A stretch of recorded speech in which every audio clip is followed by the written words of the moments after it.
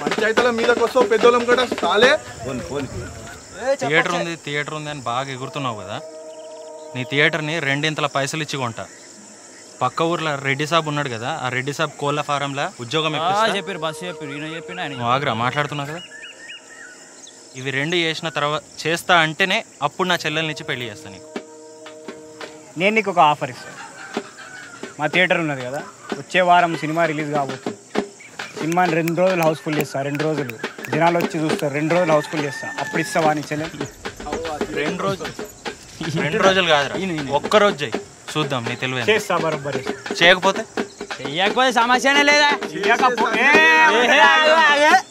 రా నాయన, నా దాల్లుల్లి మీ దాల్లుల్లి. చేయకపోతే చెల్లి లేదు, పెళ్లి లేదు, ఏం లేదు, ఊరి ఇడిచేసి పోతా. ఓకేనా? మన టాకీస్ ఖాళీగా ఉంటుంది. ఎట్లా నింపుతావో ఏమో తెలియదు. ఇంతో అంతో తిరిగి అంత మొత్తం సత్యనాథ్ చేసేసినావు.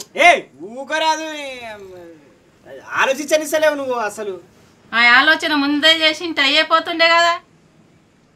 ఈ ఛాయ్లో చేయడం చక్కెర ఉంటే బాగుండే అత్త. నువ్వు ఎవడెవరో అత్త అన్న నీకే ఇడో పక్కిరిగాని లేక వచ్చినావు నడుమ ఎక్కను. ఇంతో ఎందుకు తిడుతున్నావు? ఇంకా ఉన్న మధ్య రకంలో వచ్చినావు. రోషం ఒకటి చాలా ఉన్నది నీకు. కానీ అయినా నీకు లేపుకోవద్దని ఐడియా వచ్చింది అన్న. ఈ మరదలు అయితేగా ఇంటికి పోయి మాట్లాడేది ఉండే. ఎవడిస్తారన్నా బేకార్ ఐడియా నీకు. నేను కూడా పెళ్లి చేసుకుందాం అనుకుంటున్నారా? ఇంతైనా నా మరదల వరుస అవుతుంది కదరా. గా పిల్ల కూడా వాళ్ళ ఇంట్లో పోయి ఆ రవిబాబుతో ఒక్క మాట చెప్పేస్తే అవుతుంది. వాళ్ళ ఇంట్లో ఒక మాట చెప్పేది. ఏంది? వాళ్ళ ఇంట్లో ఒక మాట చెప్పిపోదాం. ఏమంటున్నావు?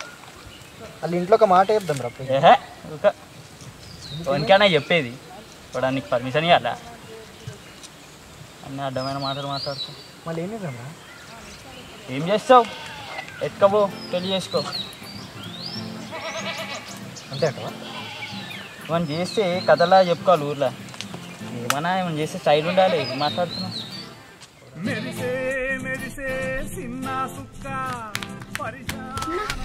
ఏమైనా